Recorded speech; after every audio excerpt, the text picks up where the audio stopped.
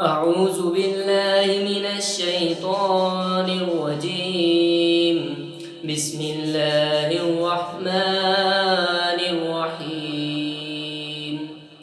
سبح لله ما في السماوات وما في الأرض وهو العزيز الحكيم. هو الذي أخرج الذين كفروا من أهل الكتاب من ديارهم لأول الحشر ما ظننتم أن يخرجوا وظنوا أنهم مانعتهم حصونهم من الله فأتاهم الله من حيث لم يحتسبوا وقذف في قلوبهم الرعب يخربون بيوتهم بأيديهم وأيدي المؤمنين فاعتبروا يا أولي الأبصار.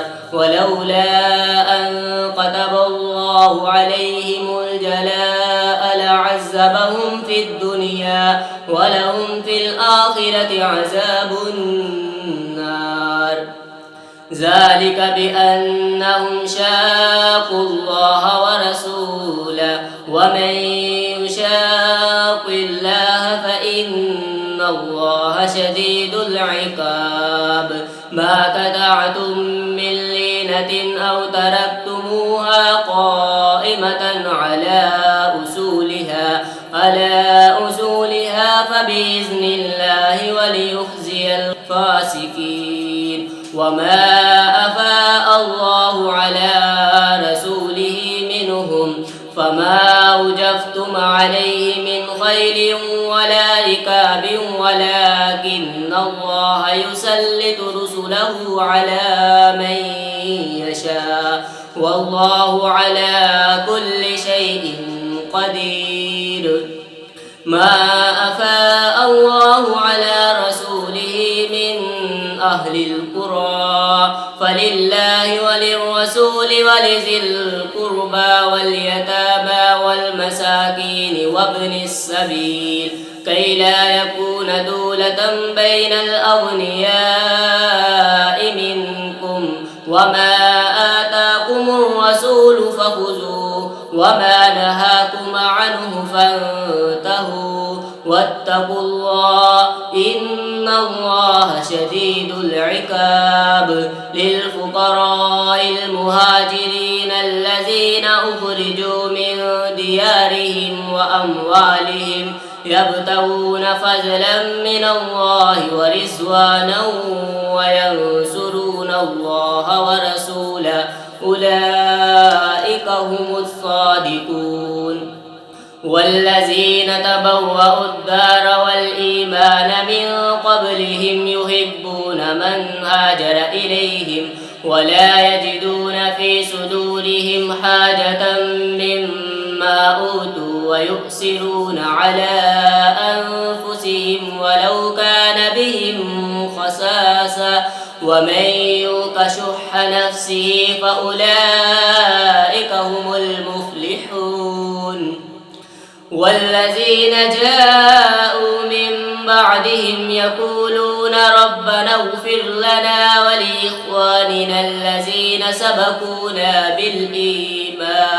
سبقونا بالإيمان ولا تجعل في قلوبنا غلا للذين آمنوا ربنا إنك رؤوف رحيم.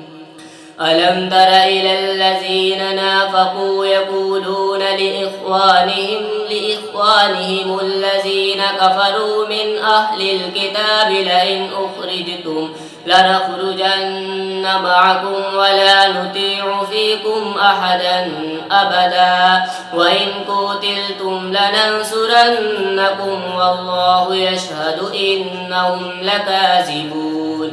لئن أخرجوا لا يخرجون معهم ولئن قتلوا لا ينصرونهم ولئن نصروهم ليولن الأدبار ثم لا ينصرون.